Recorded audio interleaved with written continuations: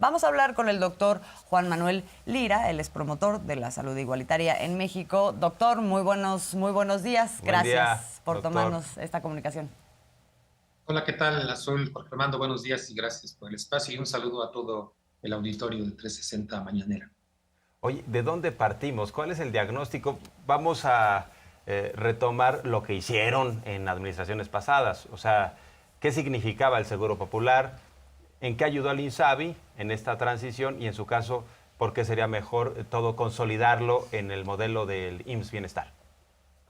Yo partiría de lo que bien dicen ustedes en esta introducción del cinismo de la derecha, ¿no? De que pretenden regresar a un modelo totalmente mercantilista donde hubo mucha corrupción y donde se favorecieron muchos intereses tanto de la industria farmacéutica como de los intereses de los funcionarios que en su momento estuvieron y que hoy en día ocupan cargos tanto en el gobierno todavía actual y sobre todo en la Cámara de Diputados y Senadores.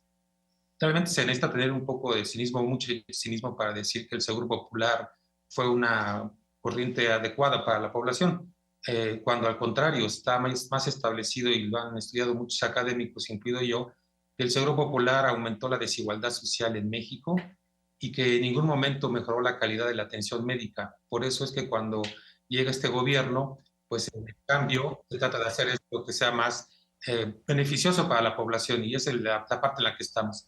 En su momento sí, en el 2019 se reformó la Ley General de Salud, como bien lo saben, para crear el INSABI como una parte que sustituiría al Seguro Popular. Era un buen inicio, sí, por supuesto, pero desgraciadamente se combinó con la pandemia, donde el INSABI sí jugó un papel importante, sobre todo en la compra de insumos, como bien dice Jorge Armando, ya con una situación de menos corrupción, se compraron ventiladores, se nos dieron al Seguro Social, y en ese momento estaba encargado de toda la atención médica del seguro y fue realmente el INSABI una parte importante para la contratación del personal. Pero sin embargo, ahora que ya estamos un poco con la pandemia a niveles menos problemáticos y sobre todo de menos mortalidad, es cuando se reestructura la parte inicial del gobierno en cuanto a quién debe de brindar la atención a la población que no tiene seguridad social. Y es aquí cuando entra el Bienestar como programa. El programa IMSS Bienestar no es nuevo, ya tiene desde 1978, ha sufrido muchas transformaciones, sobre todo en su nombre. Inicialmente se llamaba IMSS Coplamar, después pasó a IMSS Oportunidades, IMSS Bienestar, y en fin, hoy se llama IMSS Bienestar. Sin embargo, las anteriores administraciones utilizaron el programa IMSS Bienestar básicamente con fines políticos y electoreros. Efectivamente sí daba atención a la población rural, pero tenía un sesgo muy político, que esta nueva administración lo está cambiando y genera y crea el nuevo organismo, que no es el programa, que quede muy claro, que se llama Órgano Público Descentralizado IMSS Bienestar, que surgió apenas el año pasado. En agosto, septiembre y octubre se dieron cambios en la legislación a través de decretos en el cual el presidente creó este OPD nuevo, que le vamos a llamar InBienestar, y efectivamente también se generó su programa de atención y su modelo de atención, un modelo de atención que tiene que implementarse en todos los estados. Y aquí es donde viene la parte interesante de por qué el día de ayer se vota en la Cámara de Diputados la integración del INSABI al Bienestar. No podían coexistir dos organismos públicos, hablando de la burocracia que bien mencionas, Jorge Armando, que hicieran lo mismo. Efectivamente, la ley del 2019 le facultaba al INSABI al modelo de atención, a la contratación de personal, a la compra de insumos, y cuando se genera este nuevo organismo, Bienestar, se ve maniatado porque no puede hacerlo jurídicamente. Si se hubiera hecho, hubiera generado problemas legales. Por eso es que se decide, a través de la Cámara de Diputados, meter esta iniciativa para que todas las funciones, tanto administrativas, de presupuesto, de estructura, pasen a formar parte del bienestar como una parte más hacia la progresividad que está manejando este nuevo gobierno, que yo considero que es una situación que se ha hecho de manera correcta. Y nosotros ya lo habíamos visualizado, y digo nosotros porque yo encabezo un grupo importante de ex servidores públicos y servidores públicos de alto nivel del sistema de salud actual que está vigente en nuestros días, el cual visualizamos que este iba a ser un problema que se le iba a heredar a la siguiente administración, la parte de que coexistieran tanto el INSABI como el Bienestar. Se corrige adecuadamente, es interesante, pero sin embargo todavía nuestro equipo de trabajo, que está incluido médicos, especialistas, politólogos, abogados, aún tenemos muchas cosas que aportar para la siguiente administración y lo hemos hecho ya al partido a través de un proyecto importante que es de transformación del sistema y de continuidad con un cambio que se ha manejado muy adecuadamente por el señor presidente. Y entonces, digamos, la expectativa es que se vayan ya integrando todos los servicios de salud para una salud universal. O sea, esto, por ejemplo, una de las grandes dudas que yo tengo, no sé si también te ha sucedido, el IMSS y el IMSS Bienestar, o sea, son dos cosas diferentes. O sea, hay por un lado la atención a la gente que tiene seguro y por otro lado la que se arropa, o ya se convierte en un gran paraguas para dar esta atención médica universal y esto gratuita. que planteas, estimado Azul, parecía que el IMSS Bienestar va a ser todavía más grande que el IMSS convencional como lo conocemos, porque Claro. le van a dar más funciones y entendemos más presupuesto, ¿no? Sí, es importante aclarar para todo el auditorio esta parte que no ha quedado todavía muy clara de que si el IMSS Bienestar forma parte del IMSS. Tajantemente la respuesta es no. Son dos órganos diferentes. El IMSS, que se conoce como IMSS ordinario, el que todos conocemos de cuotas tripartitas que da el patrón, el empleado y el gobierno federal, es una cosa. Y se Por eso se mantiene. crea ahora una nueva institución, por llamarla de una manera muy entendible, que se llama IMSS Bienestar. Aquí viene un poco la confusión porque dentro del IMSS ordinario, el que todos conocemos, existen diferentes programas, con el programa de atención a la madre, al niño sano, el Prevenims, el de adultos mayores, como programas. Y ahí quedó desde 1978 incluido el programa IMSS Bienestar, que es muy diferente al nuevo instituto que se llama IMSS Bienestar. De tal manera que este instituto, con lo que se aprobó ayer, sí efectivamente va a dar las funciones de atención médica en una primera etapa a toda la población que no tiene derecho a la seguridad social, llámese IMSS, ISSSTE, SEDENA, PENES, etc. Incluso en algunos estados cuando tienen sus propios sistemas locales de salud. Esto es la parte de la progresividad que está logrando este gobierno de manera paulatina y que quedó bien establecido también en las reformas de ayer. Lo que pasa es que nos vamos mucho por la parte estridente, como decíamos, de la oposición, donde nada más critican el IMSS, bienestar, sustituye a INSABI, fue un fracaso. No, es una parte de progresividad que quedó establecida en la misma ley, en el cual el IMSS Bienestar va a tener los recursos que estaban en el fondo del INSABI y ahora van a pasar para el Bienestar.